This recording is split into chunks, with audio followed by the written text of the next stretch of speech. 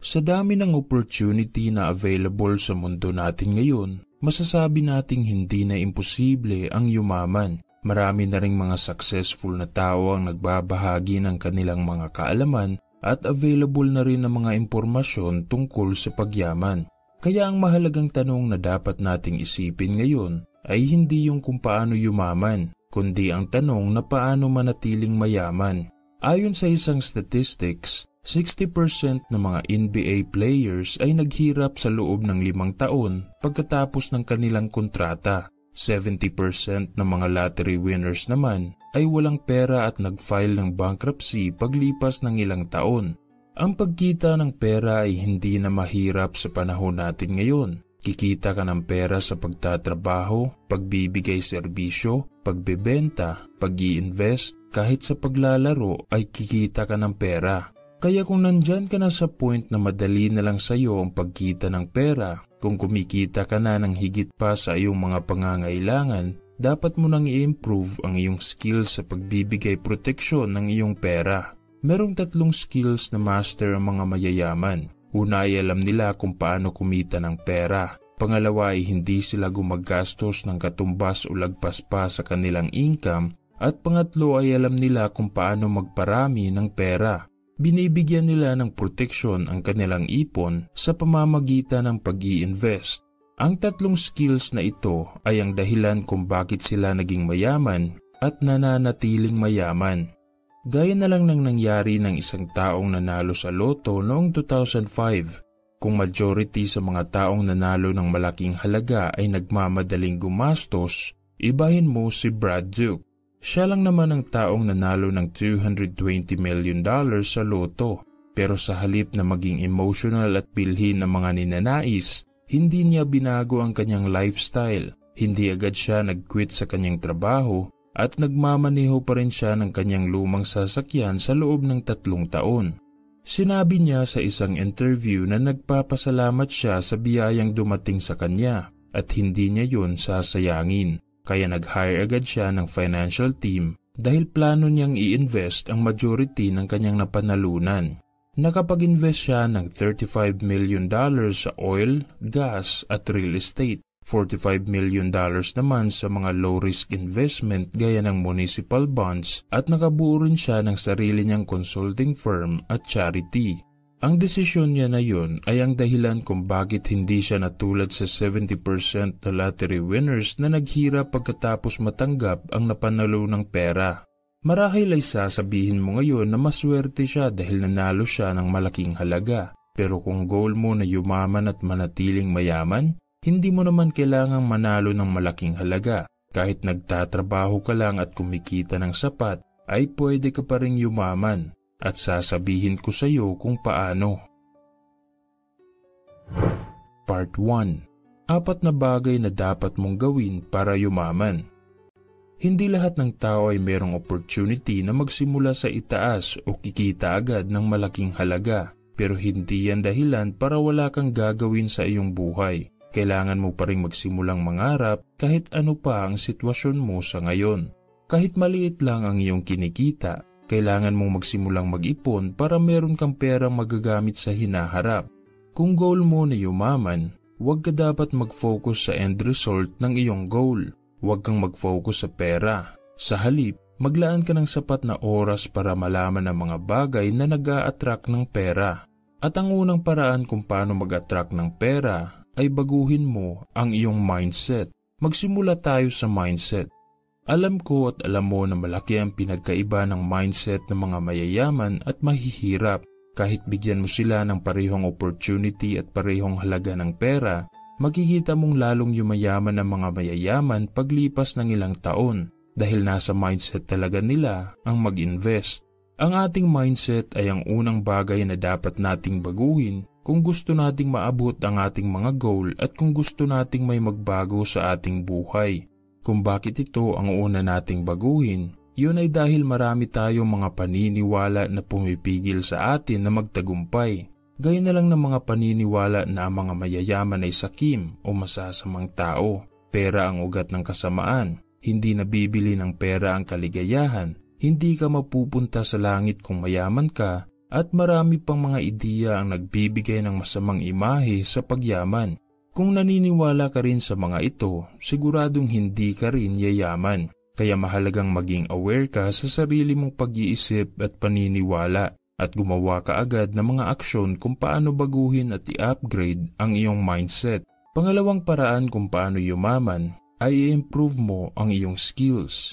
Sa mabilis na pagbabago ng ating mundo, dahil sa mga advanced na teknolohiya, mabilis na rin tayong mapag-iiwanan ng panahon kung hindi tayo nag-adapt sa pagbabago at nag-improve ng ating skills. Ika nga ng sinabi ni Stephen Covey, unless you're continually improving your skills, you're quickly becoming irrelevant. Simple lang ang dahilan kung bakit kailangan nating mag-improve ng kakayahan, at yun ay para manatili tayong competitive at valuable sa market. Kung nagbibigay ka ng malaking value sa karamihan, malaking halaga rin ang babalik sa iyo. Kaya hindi ka magtataka kung bakit ang CEO ng Google, Apple, Microsoft at iba pang mga kumpanya ay nakakatanggap ng malaking sahod taon-taon. Kung gusto mong yumaman, kailangan mong maghanap ng paraan kung paano i-increase ang iyong income. At para mapalaki mo naman ang iyong income, kailangan mo munang i-improve ang iyong skills. Ito yung tinatawag na high income skills at kailangan mo itong ma-develop kung nagsisimula ka pa lang. Kung nagtatrabaho ka ngayon, marami pang paraan kung paano mag-improve at maging valuable. Kung nagnenegosyo ka, kailangan mong pag-aralan ang pamamaraan sa pagpapatakbo ng isang matagumpay na negosyo. Kung self-employed ka naman, kailangan mo lang mag-focus at maglaan ng sapat na oras araw-araw para mag-improve sa iyong ginagawa. Once na-improve mo na ang iyong skills at napalaki ang iyong income, kailangan mo namang malaman ang isang bagay na madalas ina-underestimate ng karamihan. Pangatlong paraan kung paano yumaman ay kailangan mong mag-ipon ng pera. Ang pagtatabi ng pera ay isang mahalagang sangkap sa pagyaman. Kung nagtatrabaho ka ngayon at plano mong magtayo ng sariling negosyo, kailangan mo munang magkaroon ng disiplina sa paghawak ng pera. Gaya na lang ng paggawa at pagsunod sa iyong budget para makaipon. Ang iyong ipon ay ang magsisilbing tulay sa pag-abot ng iyong pangarap. Magagamit mo ito bilang proteksyon sa panahon ng emergency at magagamit mo rin ito sa pagbuo ng isang asset. Maraming dahilan kung bakit natin madalas na-underestimate ang pag-iipon. Dahil sa inflation, hindi ito kikita ng malaking interest kung ilalagay mo lang ito sa bangko. Mas mabuting ilagay ito sa isang investment at marami pang iba. Totoo naman ang mga bagay na yon at downside talaga yon ng pag-iipon.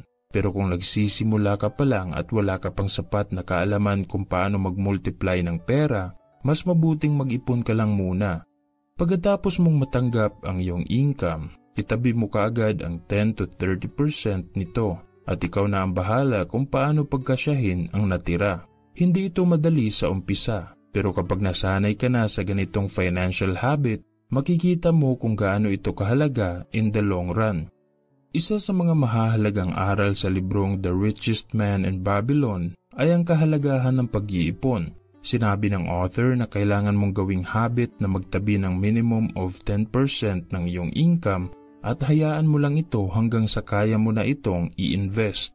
Ang principle na ito ay tinatawag na pay yourself first. Una mong bayaran ang iyong sarili bago ang iba. Gawin mong priority ang pag-iipon at hindi ang paggastos. In the long run, mas mahalaga ang disiplina ng pag-iipon kumpara sa pagpapalaki ng iyong income.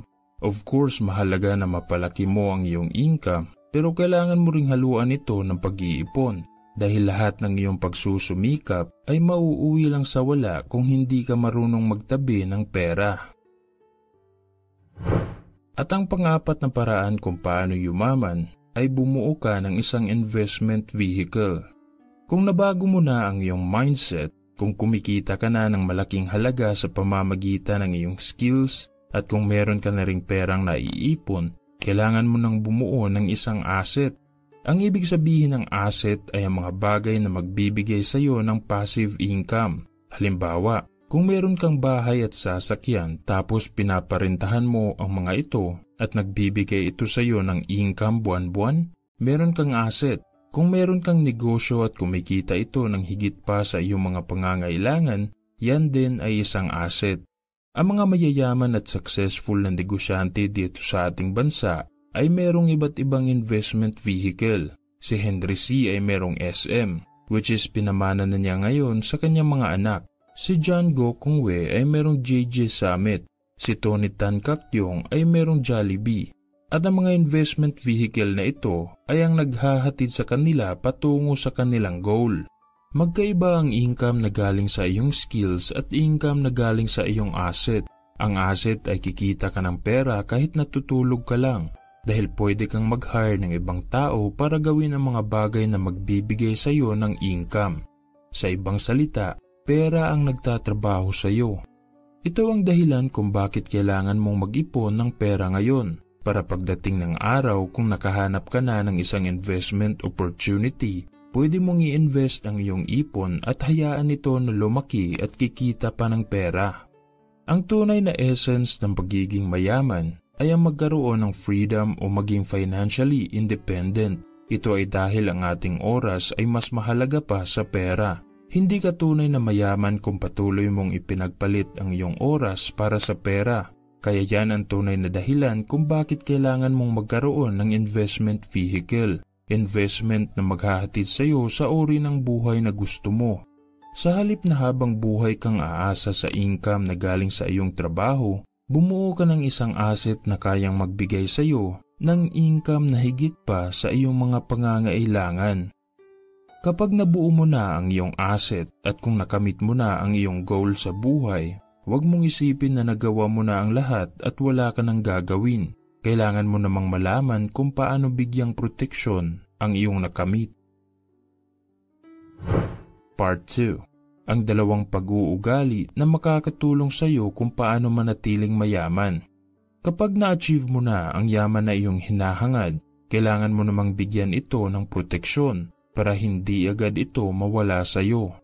Narinig na natin ang maraming istorya tungkol sa mga taong nakatanggap ng malaking halaga at naghirap paglipas ng ilang taon. Yun ay dahil alam lang nila kung paano yumaman pero hindi nila alam kung paano manatiling mayaman. Hindi mo kailangang maging matalino at malaman ang mga komplikadong bagay kung gusto mong yumaman at manatiling mayaman dahil ang yaman ay hindi sumusunod sa kung sino ang matalino. Sa katunayan, marami sa mga mayayaman ay hindi nakapagtapos ng pag-aaral at hindi masyadong nakakakuha ng mataas na grade sa eskwelahan. Hindi kasi masyadong nauunawaan ng karamihan na ang ating financial success ay nakabase sa ating pag-uugali at hindi sa kung ano ang ating mga nalalaman. Kahit kumikita ka pa ng 10 times mahigit sa ibang employee, kung ugali mo talagang gumastos, matatapon lang yan lahat. Tandaan mo palagi na hindi kayang bilhin ng pera ang disiplina, kaya mabuting taglayin mo ang mga pag-uugali na magbibigay proteksyon sa iyong yaman. Ang unang pag-uugali na dapat mong taglayin para manatiling mayaman ay huwag kang magpa-impress sa iba. Marami tayong insecurities, meron tayong dapat patunayan sa iba. Kaya unang bagay na hindi mo dapat gawin kung mayaman ka na ay ang magpa-impress. The more na successful tayo, the more nalalaki rin ang ating ego. Kaya mas mabuting humble lang tayo at magpatuloy sa ating nasimulan. Huwag mong kalimutan na ang ating yaman ay nakabase sa ating net worth at hindi sa mga bagay na nabibili natin. Hindi mo kailangang magpa-impress sa iba. Kailangan mong magpa-impress sa iyong sarili kung ano ang iyong mga nakamit. Pangalawang pag-uugali na dapat mong i-develop ay huwag mong ilagay sa iyong isipan na mayaman ka na. Para itong psychological trick na meron sa mga mayayaman kaya sila nananatiling productive. Ito rin ang dahilan kung bakit patuloy pa rin sila na kumakayod kahit marami na silang pera. Marami kasi sa atin ay kapag nakahawak ng malaking halaga ay nakafocus na lang sa pera at kinakalimutan na ang mahahalagang bagay. Bumibili ng bagong sasakyan, malaking bahay at gumagastos din para sa ingranding bakasyon. Pero ang mga bagay na ito ay hindi nagre-representa ng tunay na yaman dahil gastos lang ang mga ito at hindi ka mabibigyan nito ng income. Kailangan mong manatiling humble at masipag kung mayaman ka na o sa ibang salita, wala kang babaguhin. Kung ano ang iyong mga ginagawa bago ka nagtagumpay, ay gagawin mo pa rin kahit successful ka na. Isang halimbawa na dito ay ang co-founder ng Microsoft na si Bill Gates. Sinimulan niya ang Microsoft noong April 4, 1975 kasama ang kanyang kaibigan na si Paul Allen. Noon ay nagbibenta lang sila ng software sa mga malalaking kumpanya at sila rin ang kauna-unahang nag-develop ng operating system sa unang personal computer na inilaunch ng IBM. Ang kontrata ng IBM at Microsoft ay ang dahilan kung bakit lumaki ang Microsoft at patuloy itong nangunguna sa software market. Lahat ng sipag at tiyaga na inilaan ni Bill Gates sa kumpanyang ito ay nagbunga ng maganda dahil ito ang dahilan kung bakit siya ang naging pinakamayamang tao sa buong mundo sa loob ng halos 2 dekada. Pero kahit mayaman at successful na si Bill Gates, hindi niya inilagay sa kanyang isipan ang kanyang nakamit. Nagpatuloy pa rin siya na maging involved sa mga mahahalagang projects gaya ng kanyang foundation. Noong year 2000, bumaba siya sa kanyang posisyon sa Microsoft bilang isang CEO at sinimulan ang Bill and Melinda Gates Foundation. Layunin ng kanilang foundation ay malabanan ng kahirapan, magkaroon ng malusog na pangangatawan at mabigyan ng magandang edukasyon ang mga taong nakatira sa mahihirap na bansa. Dito na siya nakafocus pagkatapos niyang umalis sa Microsoft at active pa rin siya dito hanggang ngayon. Ang taong guided ng malaking purpose ay hindi humihinto kahit naabot na niya ang kanyang goal. Gumagawa ulit siya ng bagong goal at patuloy na inaabot ang kanyang potensyal. At sa tingin ko, ang dalawang pag-uugali na ito, ang hindi magpa-impress sa iba at magpatuloy lang sa iyong nasimulan, ay ang kinakailangan mong taglayin para manatiling mayaman.